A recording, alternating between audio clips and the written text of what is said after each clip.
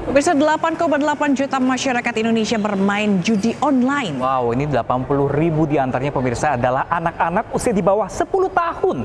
Kok bisa?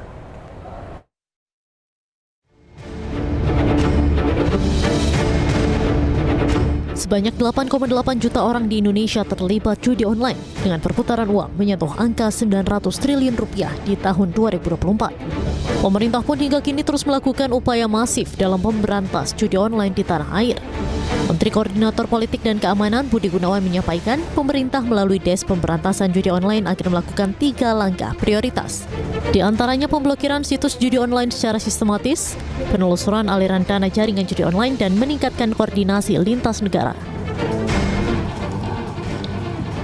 97.000 anggota TNI Polri dan 1,9 juta pegawai swasta yang bermain judi online. 80.000 pemain judi online yang usianya di bawah 10 tahun. Dan angka ini diprediksi akan terus bertambah jika kita tidak melakukan upaya-upaya yang masif di dalam memberantas judi online ini. Oleh karena itu, melalui forum ini juga kami dan kita semuanya menghimbau ya, mari kita memproteksi anak-anak kita, keluarga kita, semuanya untuk tidak terkontaminasi dengan judi online ini dengan bahayanya sangat luar biasa. Menteri Komunikasi dan Digital Menkomdigi Mutia Afif menyampaikan Komdigi secara aktif terus memblokir ratusan ribu situs judi online. Dengan itu, pemerintah juga menutup akun rekening bank yang terafiliasi dengan judi online. Situs-situs yang ditutup sudah 104.819, itu kalau dihitung dari 4 November, kalau kita hitung dari tanggal 20 Oktober atau pemerintahan baru, itu angkanya sudah di 380.000 sekian. Kemudian untuk permohonan pemblokiran rekening bank untuk bulan November saja, yaitu wilayah kerja Des Judi Online ini, kami sudah mengirimkan 651 permohonan untuk kemudian rekening bank ini ditindaklanjuti atau diblokir. Jadi sebagaimana teman-teman ketahui bahwa situs satu hal lain adalah rekening. Jadi kalau situs seperti tangannya, rekening ini seperti nadinya.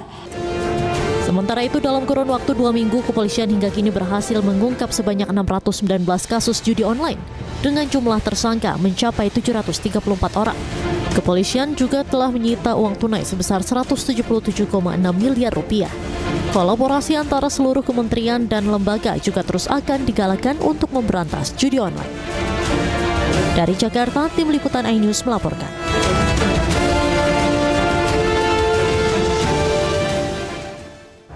Nah, ini kalau kemarin menurut data dari Komdigi dan juga pemerintah setempat ini yang terjerat judol adalah usia produktif itu 18 sampai 30 tahun. Dan sekarang ada 80 ribuan adalah anak di bawah umur. Kok bisa ya? Itu dia nih. Kita akan membahasnya gitu ya bersama dengan psikolog anak, remaja dan keluarga Novita Tanti yang sudah bergabung melalui sambungan Zoom. Selamat pagi Bu Novita. Selamat pagi Bu Novita, terima kasih telah bergabung bersama kami di Today pagi ini.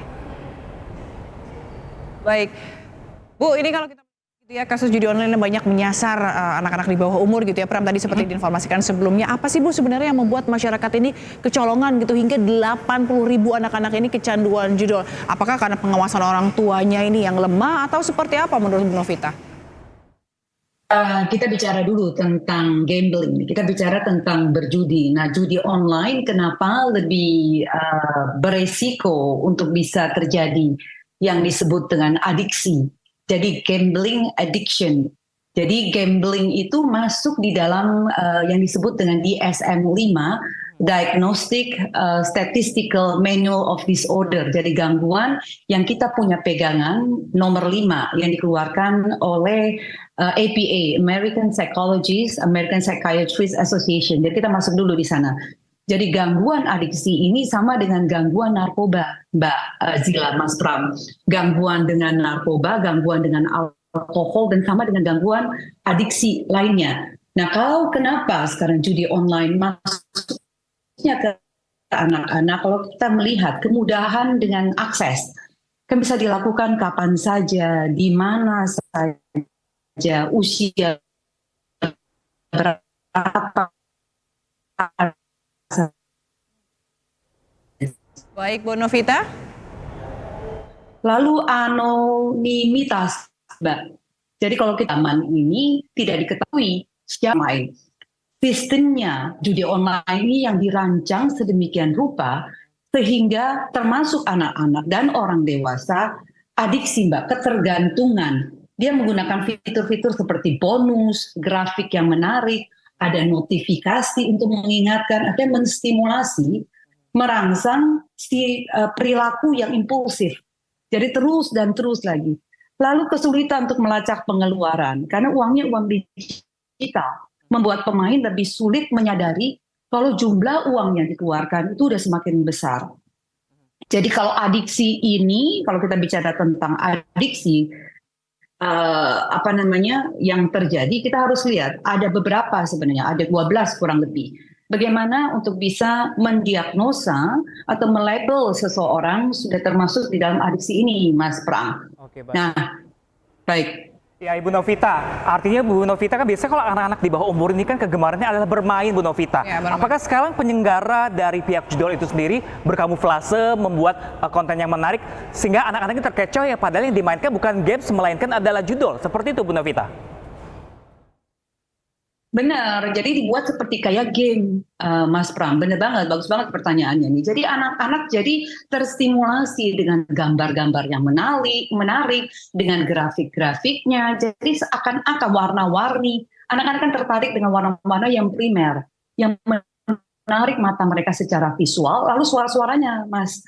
Lalu di sana ada bonus yang tadinya mungkin salah klik ya. Kita bahkan pernah mungkin salah klik, ternyata ini judi. Nah, kalau kita sudah punya kemampuan fungsi eksekutif di bagian depan ini lobus frontal itu fungsi eksekutif di mana kita bisa memilah dan memilih mana yang baik, mana yang tidak baik, mana yang jahat, mana yang benar.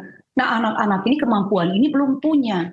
Nah, pinternya yang mendesain judi masuk kepada anak-anak karena dampaknya akan panjang, Mas. Kalau adiksinya dari kecil, dari umur 10 tahun, dia bisa nanti sampai masuk SMP, masuk SMA, masuk kuliah, bahkan sepanjang hidup mereka.